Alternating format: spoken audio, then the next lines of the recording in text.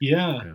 Yeah. Um, I think what we're attempting to do in a lab experience, in a sort of laboratory-like experimental, playful style, is to try out things that we might not feel so confident to try out in a Hmm. professional facilitation experience with other people who have agreed to give that a shot and to try out what I think we have described as sometimes like a weird or zany paradigm, which is process work, um, and to consider kind of like the outrageous idea that the thing that we don't like or the thing that um, feels very marginal or not welcome in the group could be a doorway into deeper experience of self or relationship or an enlivening experience within the group to know itself better.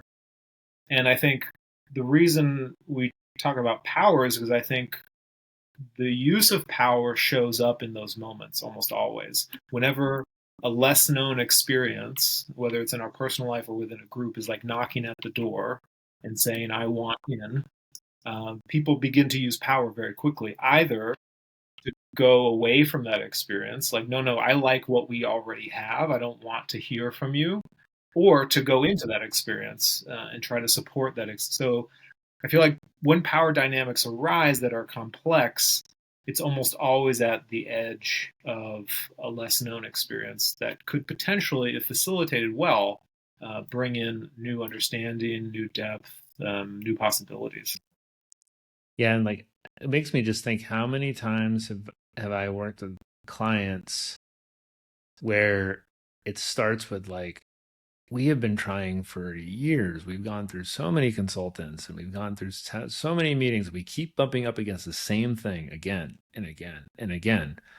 And process work gives a an approach to going, okay, great. So let's just keep bumping up. Let's not just bump into it, but like let's go into it, and actually like see if it's a doorway, because that might actually be the reason you keep bumping into it. And then recognizing the ways that power is probably creating that loop in some way, right? It's like it is creating that it's showing up in a way that is keeping us from actually being able to address the thing we keep bumping into, even though we probably believe we're using our power in the right way. And there's nothing we can do about it, and we just don't know. We just keep bumping into it. Yeah, yeah, it makes me think of like when organizations or groups cycle and they just keep bumping into the same thing and it's happening over and over again. Yeah, in process work, I think people would say that is evidence of an edge or a doorway that's been missed repeatedly over and over and over Hmm. again. And I think sometimes in sort of like mainstream life, we do that by imagining that systems will save us or that protocols will save us. And if we just get the right protocol, or if we just create the right norm, if we talk about norms long enough and we all agree to them, maybe a couple of years, and then we finally get the right norms, then we'll solve it. But what's often, I think, missing in those experiences is actually what's going to be helpful is stepping into something that's uncomfortable. But I think the skill that comes with process work is knowing which uncomfortable things to go into Mm. and then do that well. Because there's a Uh-huh. million uncomfortable things we can go into, but I think the awareness is noticing which ones have the right energy and then how to do it with each other. Yeah, like knowing, because it's going to require a deviation from the norm. The norms that you have are keeping you in the cycle that you're Yes. in. Yeah. Often. That's one of the things that I always think is so funny is I think we oftentimes confuse agreements with norms, and we like, well, we want to work on our norms. It's like, well, let's talk about the norms that you have, because you have some norms, like, and they're Yeah. keeping you in the Yeah. situation you're in right now.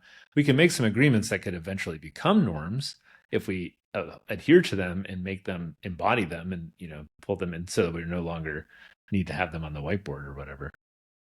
But there's a need to deviate from the norms that we have. But what you're pointing to is as facilitators, as leaders, we need to learn which norms to deviate from and how in a skillful way so that it doesn't just, become a shit show or become a worse version of what we're in right now.